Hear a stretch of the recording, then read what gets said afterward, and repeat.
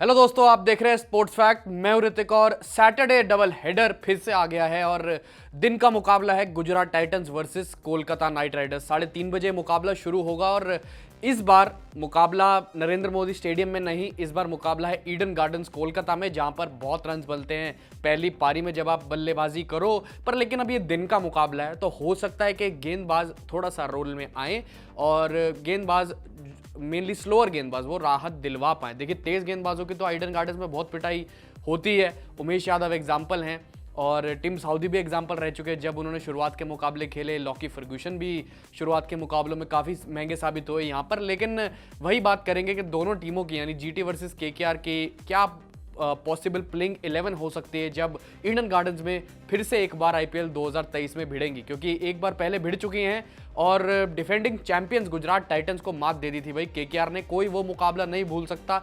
यश दयाल और रिंकू सिंह तो बिल्कुल नहीं भूल सकते, जिसमें रिंकू सिंह ने आखिरी ओवर में चाहिए थे 29 रन और 5 छक्के लगातार मार के मुकाबला जिता दिया था। और यश दयाल 4 ओवर में 69 रन और उन्होंने ही गेंदबाजी करी थी रिंकू को, 5 छक्के उन्होंने खा लिए थे। खैर उसके बाद वो भी बीमार पड़ गए, मानसिकता पर असर हुआ होगा। खैर मुद्दा है प्लेइंग 11 का, तो सबसे पहले गुजरात टाइटंस की पॉसिबल प्लेइंग 11 की बात कर लेते हैं।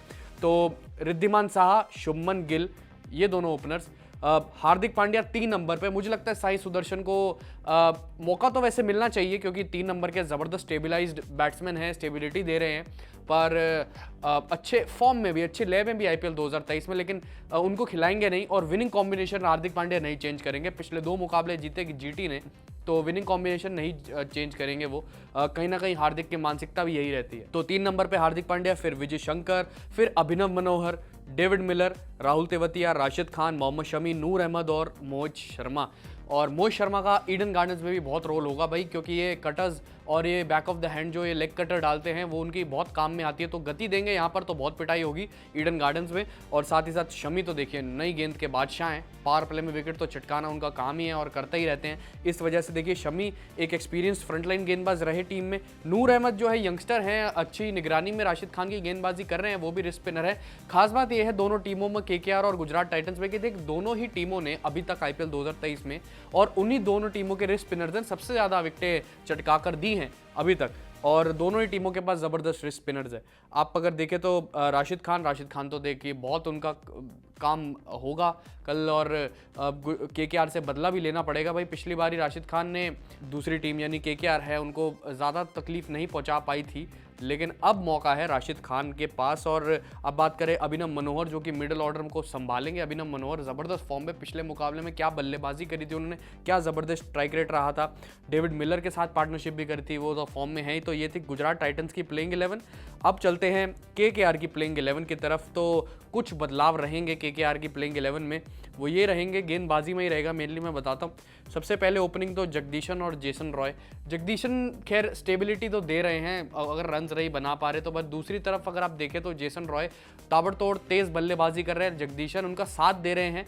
और पिछले ही मुकाबले में जो केकेआर खेली थी उसमें जो है जेसन रॉय एक तरफ से वो जो है 20-22 गेंदों में अपनी हाफ सेंचुरी पूरी कर लेते हैं, वहीं जगदीशन जो है 22 गेंदों पे 23 रन बना पाते हैं। और मतलब सबसे ज़्यादा जो है रन्स की पार्टनरशिप हुई थी, ओपनिंग पार्टनरशिप, अब जाके पिछले मुकाबले में केकेआर के लिए। और फिर उसके बाद 3 नंबर पे वेंकटेश अय्यर, नीतीश राणा, फिर उसके बाद Rinku Singh, Andre Russell, David visa, Sunil Narayan. अब शार्दुल ठाकुर अवेलेबल हो चुके हैं और पूरी तरीके से फिट हो चुके हैं। पिछले मुकाबलों में नहीं खेल पाए थे क्योंकि वो निगल इंजरी हो गई थी, उन्हें निगल हो गया था इस वजह से। पर शार्दुल ठाकुर अवेलेबल हो गए हैं और अगर वो टीम में आएंगे तो सीधा सीधा रिप्लेस कर देंगे वैभव अरोड़ा को, अनलेस उमेश यादव जो है उनको केकेआर की मैनेजमेंट और रितेश राणा जो है वो बाहर रखना चाहे तो।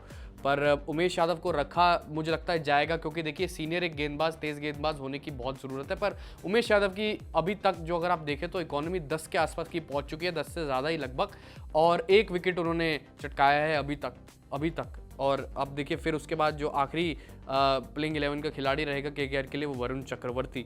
तो आप कहीं ना कहीं अगर आप ये एक चीज़ देखें तो वेंकटेश अय्यर को आप impact as an impact player use कर सकते हैं और साथ भी आप इम्पैक्ट प्लेयर में सुयश शर्मा को डाल सकते हैं।